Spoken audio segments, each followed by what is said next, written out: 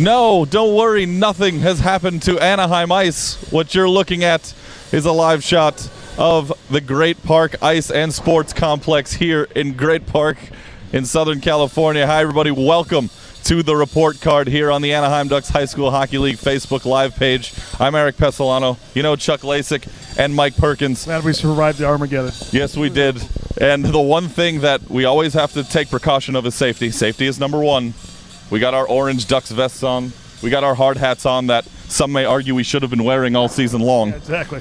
But we do need them here. We're at the construction site here for the Great Park Ice and Sports Complex. Boys, we got to take a tour of this place right before we got here. We'll talk about the High School Hockey League in a little bit, but how about this structure going up behind us here? Absolutely incredible. Honestly, we saw the three-sheet iceplex coming up, as you see, way behind here. But what really impresses me right here is the stadium that we have next to us. That's going to be an absolute sight to see, and I can't wait to see it after everything is done with that. Very exciting for Southern California hockey to have a facility like this going up in the Great Park here in Irvine. The ability to host lots of different things from tournaments to local tournaments, statewide tournaments, and national tournaments. This facility will be able to do it all, and it's not just hockey. There's figure skating, I guarantee you. There'll probably be curling, which would be fun, to be involved with something like that. You're not going to get me away from here if there's curling. And on top of it, don't forget, there's also probably going to be some basketball as well. There's talk about maybe having the Big West basketball tournament. Obviously, Honda Center was a little too big, even though Cal State Fullerton did win this year's. So yes, this facility, if you look to, directly behind us is the building. So this is basically set into three different portions. To our left is the main sheet, like Chuck mentioned, and then between that and the building with the three other sheets, which is going to really be the hub of the facility, where a lot of action is going to be taking place when it comes to practices and games and all kinds of different activities. In between that is the Ducks offices and locker rooms, and really going to be neat to have everything housed here for the Ducks. I'm very excited as a Ducks fan to be able to see how this is all going up and what it's all going to be look like here in the end. Looks like sometime in the fall this whole thing's going to be done. The high school league going to move the operation up here. This will be our main hub. Also coming up next season as we say goodbye to Anaheim Ice as our regular spot. It was Chuck. It was your and I home for 9 years broadcasting games over there, and we're going to be up here in Great Park coming up in the new season. Let's talk about some of the specs of this building. This is going to be the largest hockey facility in the entire state of California and one of the biggest in all the United States. 280,000 square feet, a little bit more than that. Is the footprint that it's going to take up here in Great Park. It's going to cost over $100 million to build this facility. We talked about the ice rinks. There will be 3 NHL rinks, 1 Olympic-sized rink. Of course, the big one being the stadium rink, which is right here to our left. It's going to be 2,500 seats in there in that quote-unquote arena.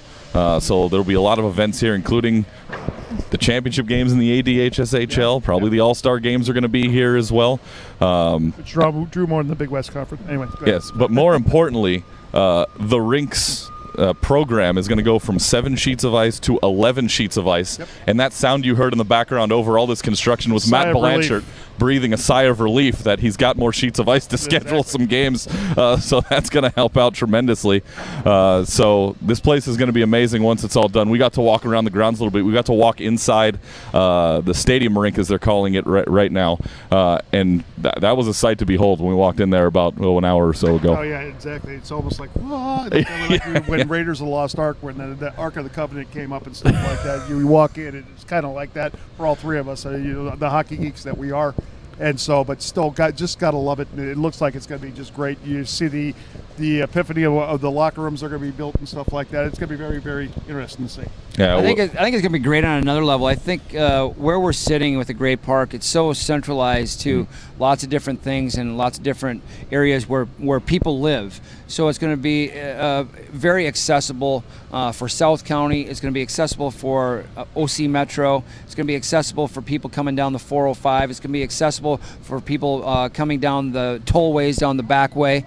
So I think it's going to be a really neat place. And then with the big rink, it's going to see, what did you say, 2,500 people. Mm-hmm. I anticipate our all-star games, our championship games, to have a lot more fans than what we've seen in the past, just purely by location, and of course the excitement that's going to surround the new facility. Yeah, it's gonna be a lot of fun as soon as it's open. All right, we got some hockey that we have to get to. It was championship. Lots of hockey. Good hockey. We had championship Saturday a couple of days ago over in Anaheim. We did have one championship game that took place a week ago or a few days ago on Wednesday as well. That was down at the JV division. It was the Crescent Championship. Jay Sarah and Orange Lutheran took to the ice for that game. Chuck, you and I were on the call for that one with Black Dog Hockey and the Lions. Their 10th anniversary season get a JV championship, their first one under the new playoff format. Oh, exactly, and they got Ethan Hutt got his only goal of the playoffs, and then Trabizzi his fourth in the first period, and basically they didn't let that stand up from there.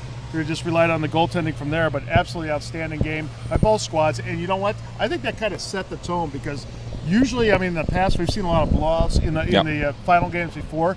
That kind of set the pace for the way how these championship games went on throughout the entire from not only that JV level all the way up.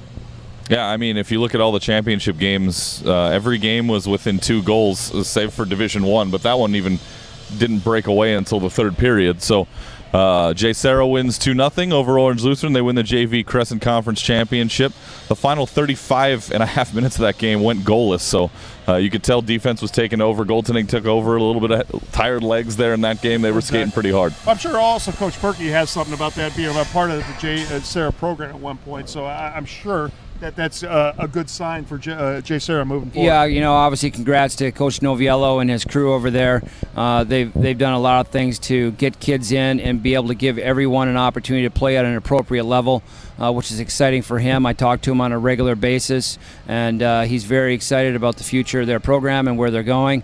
So congrats to them. Second JV championship, I might add, though. First under this format, but second JV championship. When John LeBay was the JV coach at the time, and obviously anybody that's been a part of Jay Sarah, it's exciting to see their success, and great for those kids to have that opportunity. They beat Servite in that championship game, right? Wasn't that what it was? Was that what it was? A few years ago? I think it was Servite. Yeah, no, it was a while ago. Don't mess with his memory. Different format. Yeah, I'm not sure. I can't remember who it was. But even better news for Jay Sarah, their season isn't quite over yet. They have one more trip they got to take. Well, good news for Coach Noviello on the Caja side is that he's going to take his team to the national championships in Wayzata, Minnesota, and they took third in the state tournament, and they got a invite bid, and they're taking full advantage of that. All the planning that's going on right now, so they're going to go back to the state of hockey, and they're going to try their hand at the national championship there. You know that state a little bit. Just a little bit. Just a little bit. Yep. Yeah. Exciting, though. Wayzata, Minnesota, they're going to play at Plymouth Ice Rink in Wayzata, and it's a great facility and a great area. So they're going to have a good time, and I'm excited for those kids. Yeah, they're one of 2 teams going to the Nationals out there. We'll talk about the other one a little bit later on. We move on to the JV Coastview Conference Championship game. Newport Mesa took on Pacific Ridge, and it was the Ice Kings who came away with the 4-3 victory. They got out to a 2-0 lead early with Cianfrani and Sonnenschein getting on the board, and then from then on out, back and forth game. Nothing ever got too far out of hand, Chuck. No, exactly. You know what? First of all, we got to give kudos. That was Coach Perkey's first finals game that he ever got to broadcast. He did a heck of a job right there. But on top of it, I mean, it was a blast. The comeback by Pacific Ridge, and this game actually set the stage for the rest of the day, to tell you the truth right there. This was an exciting game. I mean, right after you had the first 2 goals being scored by Newport Mesa,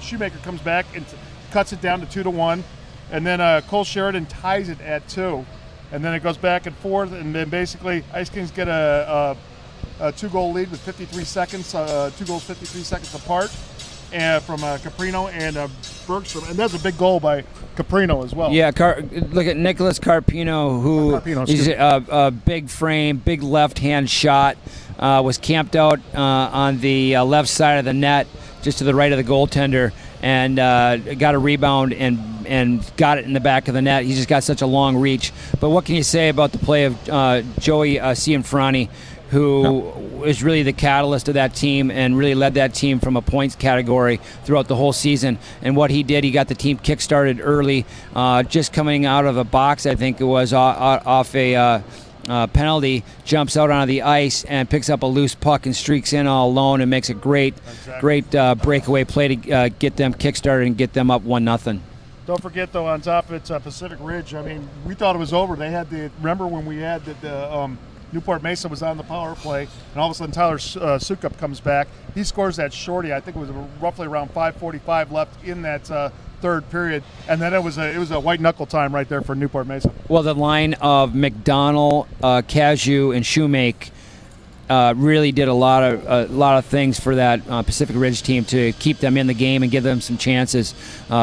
Excellent group on both sides. Fun to see them. Hoping Newport Mesa will keep moving players up, and then on the other side, Pacific Ridge, being able to move those young players up into their varsity level. Yeah, first championship for Newport Mesa in their program's history, at least under this current organization. Corona Del Mar got to a championship game when they were known as that a few years ago, again before this current playoff format. So the Ice Kings are champions of the JV Coast View Conference, and now we move to varsity. And of course we had the 3 varsity division title games.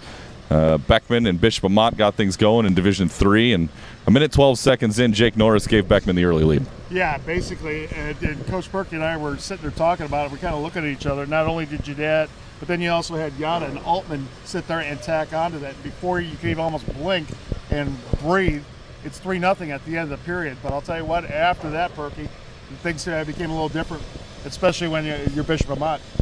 Yeah, Bishop Amat came storming back, and they, like you said, Chuck, early in the game, it felt like it was all Beckman. In fact, we even talked about, like you said, we talked about it. We thought it was going to be a little bit of a sleeper, and because it was kind of ho-hum, and then all of a sudden Bishop Amat came roaring, and then the remainder of the game was tooth and nail all the way back and forth. And it all started off with that Wesley Coonan. I believe I think he scored the shorty as well to sit there and bring it back. He did. He stole the puck and then went down, beat the goaltender on the other side, and all of a sudden they get a goal a couple moments later, I should say, from Jake Dusterhoff, and then again it was a white nail finish for Beckman to hold on that championship. But how about Beckman? They'll go undefeated this season and then win the championship. They have they have a really nice group of players, and I know they have some players that are graduating, and they're hoping to refuel and retool their lineup here for the future.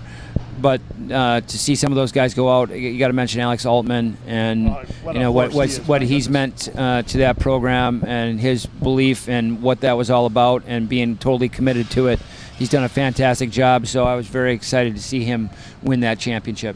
Yeah, first championship for the Beckman varsity hockey team. That third period, you could tell legs were getting a little heavy because there were a lot of penalties that were called. They had 9 penalties in that third period, and there were no goals scored in that final Well, they were frame, short-benched. They were definitely short-benched. So when you looked at one side and then you looked at the other, you're like, oh boy, is this going to be a factor by the end of it? And it was to a certain extent, but they found a way to hold it off.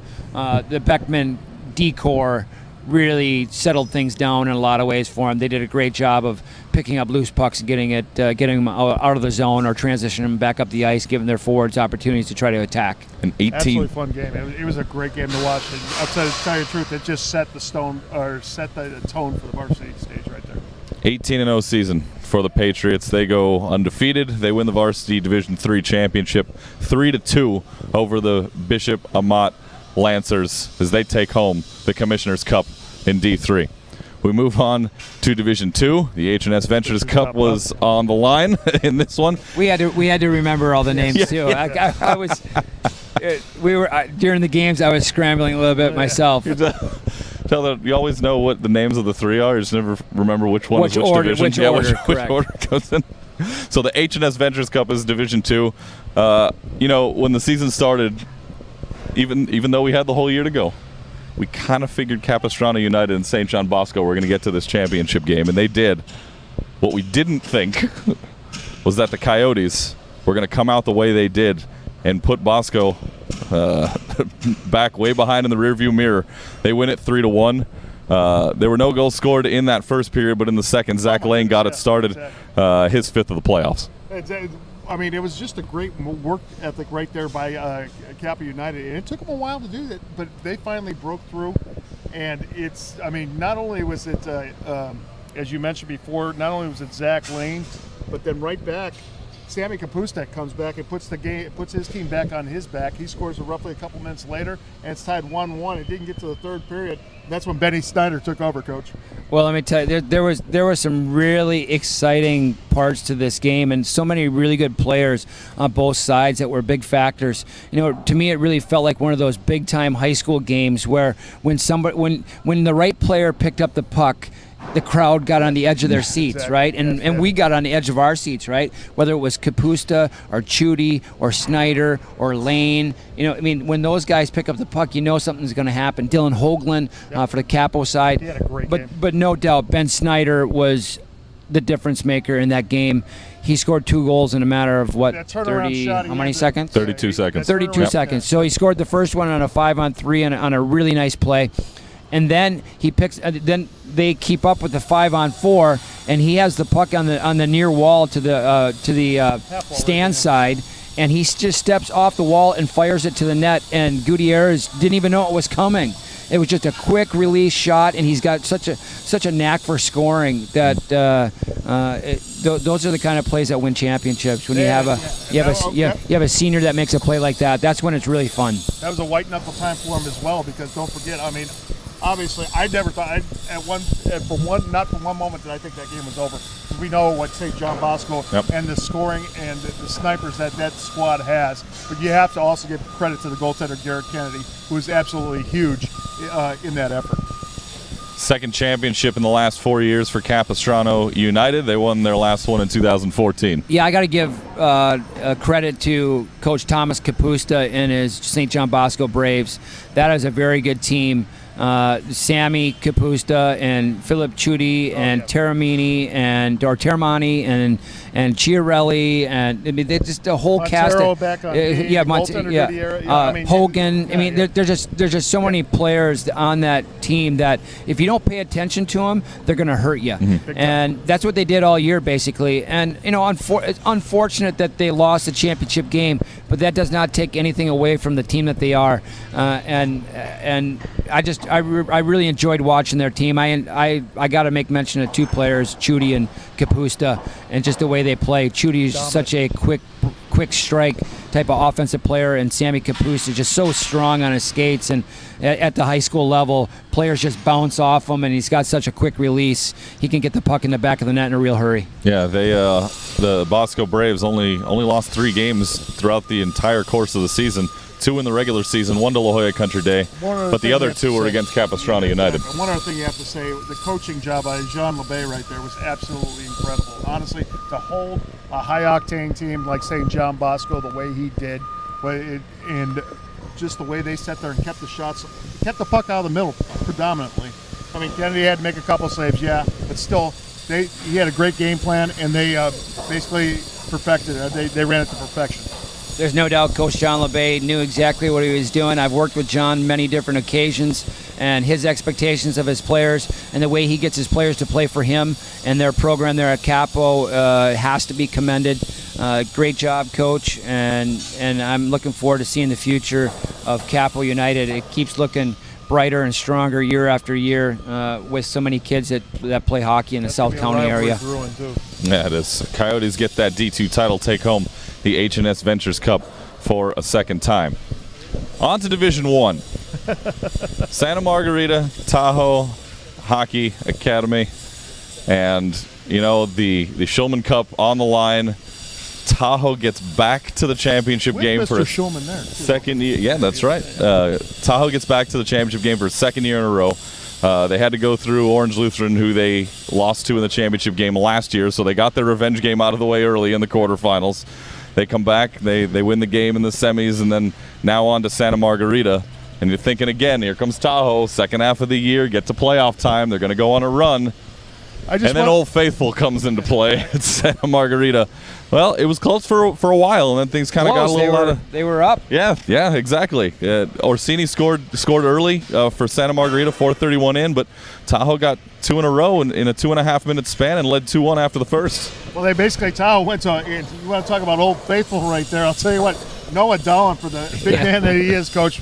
Boy, we thought yesterday he was adept at, or not yesterday, but on Friday he was adept at moving the puck. Saturday, he kind of wiggled right through that offense, found another way, and scored another big goal to tie it up, and then right afterwards it was Boyko to give him the lead. No doubt, Noah Dallin was a huge factor in their steps to the championship game. Coach Leo Fenn, I had been talking with him all year long, and of course I got to make mention that Chuck Laser Lasik said it at the beginning of the year that they were his dark horse to get into a game like this, and they absolutely were there. The unfortunate part is they ran into quite the buzzsaw in Santa Margarita, and the senior-laden team that they are, and the leadership that they get from players like Logan Orsini and Nick Mouthy and Ryan Parkinson and Jacob Makawecki and Joey Felichikia, and the list goes on and on. Brian Mathis, Kevin Peck, and Trey Taylor. I mean, am I hitting goalie. everybody? I hope Did you get the whole roster there? I hope I don't forget anybody there because honestly, I really think that is a huge reason for their success, is that they have this group of seniors that have been together, that have gone through these processes. They've been in so many different situations. They're battle tested. They know exactly what they're supposed to do. Coach Craig Johnson keeps tweaking them every practice. We talked about it during their interview on the report card, and they just keep getting better and better and better. And probably the best part for me, guys, in the championship game was to actually watch, after winning as much as they do, they were excited to win that championship. They were jubilant. I was wondering about that as the game wore on, and it looked more and more like they were going to win. I was wondering how their reaction was going to be, and I'm going to tell you that they were very excited to win that game. They threw their helmets off. They were congratulating each other, hugging each other. It's like the first time they may have ever won a championship. And I know it's the same thing. Which was great to see, because with the way the schedule kind of works out, they had won the state championship the week before, hadn't played in their league championship yet, which has been the case for the last few years. You come out there and you think, oh, they've already won state. How much do they care about winning a game like this? They come out there, and you see it meant everything to them. Well, it is difficult, as you see with St. John Bosco and Capital United. Bosco wins the state championship game, and it comes back. And even a few years ago, when I was at J. Sarah, when we won the state tournament in 2014, we had to play Santa Margarita in the league championship and lost 2-1 in a really tight game. And we had beaten them the week before. And it's difficult to beat a couple of teams when you're very close in comparison, and a week span like that, which it typically is, 2 times in a row. It's very difficult to do, and Santa Margarita found a way to win the state championship and win the league championship. But there's no doubt about it, that is a very good hockey team, and again, Logan Orsini to me is the catalyst of that team. His energy that he brings and gets up and down the ice, and you got to mention Nick Mouthy too. But both those guys, they play in the same line, and they do such a fantastic job of really creating energy for that group. Yeah, after that first period, when they came out in the second, Jacob Makawecki and Nick Mouthy scored 48 seconds apart to put Santa Margarita back on top 3-2. And then with a little over a minute left in that second period, Orsini got his second of the game to give them a 2-goal lead. And then Tyler Badami scored earlier in the third. That's when you kind of got the sense that things were going to start getting out of hand a little bit. Eagles go on to win the game 7-2. It is their 4th league title, which of course is the most all-time in Division I, and they take home the Showman Cup with, it wasn't an easy victory. It just, the score doesn't really indicate the way the game was played, and they take home another cup. No, exactly. Like we mentioned, I think the 5th goal or the 7th goal was scored with like 2:25 left, and basically the cap off right there. But credit to how they did a great job. And also one other shout out. You mentioned him earlier, Perky, but Kevin Peck. He what a defenseman he was, and he's just kind of like the silent He's the man that basically silent assassin. Yes, exactly. The man with the hammer, who basically kind of anchors this Santa Margarita defensive core right there. And as we mentioned, also Taylor as well, just very, very unsung. But when it came time to be tested and proven, they stepped up to the challenge. Well, you talk about those two guys and how great of a state tournament they have last week too. Want to make mention that Mike Schulman was there to hand out the Schulman Cup, and very exciting to have him there and a part of it. And I think for us and for the league and if I can speak on behalf of Matt Blanchard. When you have that support from the Ducks at the highest level, it just makes everything that we're doing with this league all the more worth it. And it was just really nice to see him there, and smiles on his face as he handed out the patches, exactly. smile on his face as he handed out the trophy. And I saw, when the SM guys came to grab the trophy for him, like he gave it and then just kind of had to back off quick, and there was like a whole mass of players coming at him. So glad for him to have that experience, and just want to thank him for being a part of it. Yes. And for letting us be a tenant here next season. Exactly. Yes, absolutely. That's also another big thing. So Santa Margarita, they win the championship. So that wrapped it up for the season, for the gameplay during the year. We're not done here yet on the report card, so hang with us. We still got more show to go. I want to go back and talk about some of our favorite moments during the season. I'll throw it to either one of you guys where you want to start from. I know I've got a couple, but I'll yield the floor to either one of you. Well, I do have to make mention, the game has changed in some ways, and the physicality aspect of the game and safety along with it does limit some of the big hits that we used to see maybe in the game, where we didn't see a whole lot of that, and really kind of pinpoint a couple. But we had a check the other night that was about as clean as it gets, and Blake Reed put a check on Ryan Osterkamp at center ice in the J. Sarah Edison game, and it was a crushing hit, and I hadn't seen one like that all year long, and it was definitely for me a memorable moment. Sound of it, yes. And Osterkamp, who's a football player, bounces right back up like, wow, man, this is awesome. and then Blake, after the hit, he went to the bench, and I could see him. He was like, whoa, that's a big boy. I just hit a big boy. So, that's when you see some good old-fashioned hockey like that. To me, it's fun. It's fun to see. For me, I mean, it had to be Vegas. Honestly, our trip out to, I don't want to call them the sisters because they're not, but the same thing. I mean, just going out to Summerlin Arena out there, I thought that was just a huge leap for the league. I mean, we got to see that great facility they had. Was it Citizens National? City National Arena. City National out there in Summerlin, Nevada. We had the showcase out there, and we brought that place is a fun place to go to, obviously. I mean, they have the restaurant in between two sheets of ice. But I'll tell you what, and when the Knights did go there, they drew a lot of interest. But I'll tell you what, when we were playing on both sheets of the ice, some of those eyes started peering over to there. So, I mean, it showed well that not only for that, but for the exposure for the league, but as well, Vegas got a chance, who plays in this league as well, they got a chance to play some home games. Absolutely. That's probably one of the best parts of it, is that they didn't have any home games all year long for us to be able to go out there and be a part of what their world is and what their experience and their growth was fun to see. And of course, for us, a little trip to Vegas was exactly. was Who's complaining nice. about that? Not complaining about that. And of course, we had a good time with that as well. But the hockey was really good, and the game with J. Sarah and Damien, that was fun. That was a really fun game, and probably from a full season standpoint, probably one of the funnest games to broadcast over the course of the year. It was tightly contested. Both teams were playing at a very good pace that night, and then all of a sudden, like you said, Chuck, some people started trickling into the stands from the restaurant. And they're like, whoa, what's this? And all of a sudden they sit down and start watching, and it's a really good hockey game. And we're there up at the top broadcasting it, watching the whole thing. We see it all the time, every week. Yeah. How fun was that for us to be able to be a part of just kind of the growth of that. Absolutely incredible. And great news on that front. Vegas, we're coming for you again.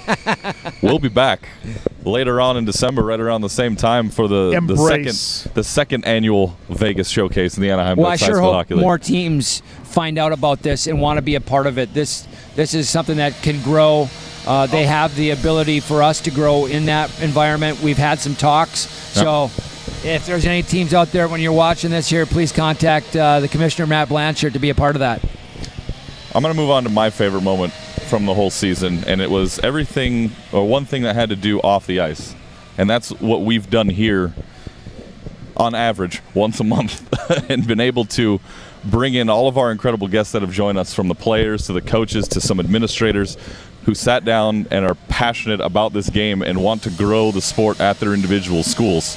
While we covered all 7 teams in Division I, they brought the kids out. Some brought the cheerleaders, the mascot to cheer on in the background while we brought this show to you here on the Anaheim Ducks High School Hockey League Facebook Live page. I think the report card was probably my favorite thing we did all season. I thought all the teams did very well in representing themselves. The players spoke very well. The coaches did a great job. But I got to make mention of Damien because I think that they did a really good job of promoting their program. Coach Barry Shear, I thought Damien did a fantastic job of showcasing themselves. Jeff Grant. Okay, very good. Thank you. Damien, yeah. So between Barry, Jeff, and then Rudy and Jordan. Yep. Between those guys, they did a fantastic job of representing themselves and showcasing what they have to offer at Damien High School. You know, what was great for me with everybody who came and joined us on the show was everybody wanted to be here. Everybody wanted to join the show. You don't see a lot of high school athletes who really want to be interviewed. And, it's hockey. The coaches are a little bit more, I don't know. Everybody wanted to be here. And they were well-spoken and articulate, too. Yes. Sometimes it's like you have to take the mic from them. Like, you guys want to do it from us? All right, that's enough. That's enough. But, no, seriously. That's what I liked about it. You see these young guys that are going to be growing up. Hockey might not be their future, but still they're using that hockey as a point to jump up to help them in their future, and that's awesome. Anybody can talk on a microphone. I think that's been well documented here throughout these shows throughout the year. Yes, what a great time. I just have to say thanks. I appreciate you guys letting me be a part of this, and that's been fun. And we'll have a chance at the end to do our thank yous. But we'll do the sappy stuff later. I do want to make mention, other than the hit that I saw between Reed and Osterkamp, there's some plays that, and typically they happen in championship games, and this did, but a play that will resonate, some plays that will resonate with a player probably for the remainder of their life. And I have to make mention of Ben Snyder's performance the other night for Capo United, and the 2 goals that he scores in 32, 5, whatever it is. Exactly. That seconds. Second goal where you just sit there, that spin around from that half wall right there. Honestly, I thought that was just like, oh my God, that was a moment. Those are games and situations that will resonate with young people over the course of time. And when he's 40, 45, 50 years old, he'll look back on that and he'll remember those moments and how special they were. And that's really what high school hockey is all about. So that was, to me, if you're going to talk about a moment that I saw across the whole season, it was definitely that 32 seconds of Ben Snyder. Yeah, there you go. All right, so we got the 2018-2019 season is right around the corner, right? As soon as the final buzzer sounds from the last game, that sounds awesome because I'm sad that this is over. The next season is right around the corner. And fall's going to be here before you know it. We got to get through all this hot weather around here first before we get back to the fall. But and they got to get some work done here too. They got to get some work done here too. Yeah, and all that. Yeah, this isn't CGI'd. We didn't add any sound in or anything. This is actually happening. Yeah. They're going to put you to work first, I would think. Yeah, exactly. Coming up next year, we've got some new teams that might join the league. There's some talks going on. Of course, the announcement about Crean Lutheran, the Saddleback High School District want to get involved and get a team. XL Academy, Carlsbad area may be coming back into the mix again. And then, there's some interest from up north. St. Mary's from Stockton might be thinking about coming down here. So we've got a lot more teams to look forward to potentially for next season, and thank goodness we have a place to play all these games because we need the ice. We got 4 more sheets that we can play on, but a lot of exciting things for next season. One of the things from this year that I took away that I'm excited to see next year are these freshmen. I tell you what, the freshmen we saw out on the ice, so you're talking about your Tyler Badamis, your Brendan Williams, your Max Lynches of the world who came out there and just lit this league on fire this season. They're going to be sophomores next year, and they've already had so much experience in this year 1. Well, that's really what high school hockey and high school sports are about, is coming in as an underclassman, being the upperclassmen and work with you. They tutor you, they mentor you, and help you develop and grow. But when you have some special young players, and I'm glad you mentioned Max Lynch, because I thought he was very good for Jay Serra here in the last month. Even better than he was early in the year, but especially come back from that injury too. In the last month here, he was really good, and to see those young guys make that step to another step closer to being upperclassmen, they're going to remember that the older guys helped them out. They're going to remember that what their job is as upperclassmen. And that's really the fun part about high school sports in general. And it's not just hockey. It crosses all the different parts of sports, whether it's football, basketball, baseball, and hockey is now becoming a part of the Orange County scene, and it's fun to be a part of. Chuck, final word on the 2017-2018 season. You know what? I say this every year. It's going to be tough to top this one. Honestly, it is. I mean, every year we say, how are we going to top this one? How are we going to top this one? That's my first question usually if I'm interviewing the commission, Matt Blanchard. How do you plan to top this one? Every year it happens, and we go that one step further. Obviously, if it's not Vegas like it was this year, now we're in front of the Great Park. Obviously, next year we're going to get a running start with the Great Park. Actually, I want to say a quarter way through the season, but there's just going to be. I can't wait. Can't wait. Mike Perkins, final word on this year. High school hockey to me is one of those transitional phases in life for young people, and it's so fun to watch them really make their mark, and especially the upperclassmen, because they're going to be making steps into future lives, and to see them make their mark in some games and a season and what they do with their hockey season is fun to witness. And my wish and hope for everybody is good luck for all those seniors, good luck in your future lives, and don't ever forget that you were a part of something very special here with the Anaheim Ducks High School Hockey League. And for me, it's all about growth. We've been about growth in this league for 10 years now. With 48 teams after this season has come to an end, we're going to have a lot more than that come next season. And it's all about on to the newer, the better, the bigger. And that's evidenced by our set here today. That's why we're here. We're here because things are growing. Yep. Youth hockey in this area and all other ice sports are growing. Matt Blanchard needed more ice. I think that was the first thing they thought about when they were developing this whole plan. Was thinking about getting more ice. Can I get the $100 million for you? Yeah, exactly. And they said yes. Who says nobody tells Matt Blanchard no? Exactly. But it's about moving on to the bigger and better. And Chuck says, how can we top it? This is how we're going to top it next year. We got a new place to move into, and we hope you'll be with us as well when we start the 2018-2019 season. Do we have our own nickname for this place yet, Chuck? Are you working on that? I got 6 months. I got 6 months. I got 6 months. I mean, well, we gave you a few months with Blake Reed. It took Christian 6 months to give me Blake Reed. Now I forget what it was, but the junior juggernaut. Now, actually, I had juggernaut, but I did not put it in front. I forgot that it's actually a noun instead of an adjective. But we'll figure it out.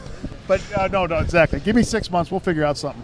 Okay, so expect a new nickname for this place from Chuck sometime around next March. I'm sure I'll be waiting feverishly. We need to give out some special thanks for getting this show on today, for Matt Blanchard, the commissioner of the Anaheim Ducks High School Hockey League, for setting all this up and making sure we could come out here. We want to thank Swinnerton Builders, who have provided us with the personal protective equipment you see on us right here. Right, the PPE, very important, safety first. So we want to thank you to them. Jessica Drake, the project manager, Matt McGowan was helping us get the table and everything, the power out here today. Without them, the show would not be possible. Of course, we have to thank Art Trottier, the vice president of the Rinks. Eddie Hawkins, he's going to be running this building behind us here on the day-to-day as soon as it opens up, and he's helped us at Anaheim Ice as well. So many names we can go through. Andy Dickerson from Black Dog Hockey for allowing us to use his equipment to get this show on the air for you here today.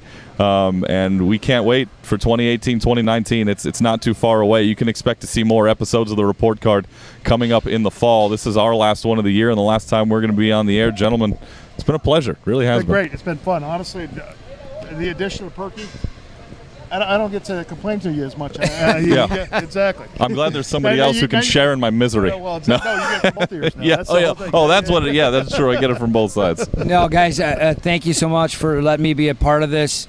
It's been fun to transition into this world. Obviously from the coaching side, I got a feel on that side, but to be able to come into your world and then you guys being very professional and welcoming me into this, thank you so much, Chuck. Thank you so much, Eric. So much, Christian.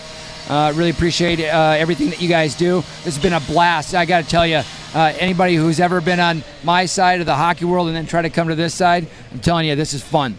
Yeah, it was a lot of fun, and we thank you for being with us. We got a lot more insight this season, I think, and that was We sounded that intelligent. was huge. We sounded good. Yeah, not very easy to make us sound intelligent. For the first time in 9 years, we sounded good.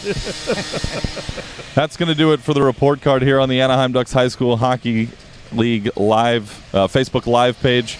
Just because the season's over doesn't mean there's not information coming out all the time. Make sure you go to adhshl.com and follow everything on the league. The first team all league selections and voting are coming up soon, so those teams are going to be posted on the website. Make sure you go and check it out. Look for new team announcements. Look for all the information that's going to come out over this summer. We're going to have it for you on adhshl.com. For our cameraman and technical director and color analyst, he wasn't on the show with us here today, but he was with our broadcasts all year long and making sure that you're able to see these shows all year, so you can actually blame him for all this. Christian Ilton, he's the man running the camera here today. We want to thank him for everything he's done for us all year long, not just here, but on the broadcasts as well. For my partner, Chuck the Laser Lasik, and Mike the Iceman Perkins, I'm Eric Pesolano saying so long from the Great Park Ice and Sports Complex here in Great Park in Southern California. I'm Eric Pesolano. Bye-bye, everybody.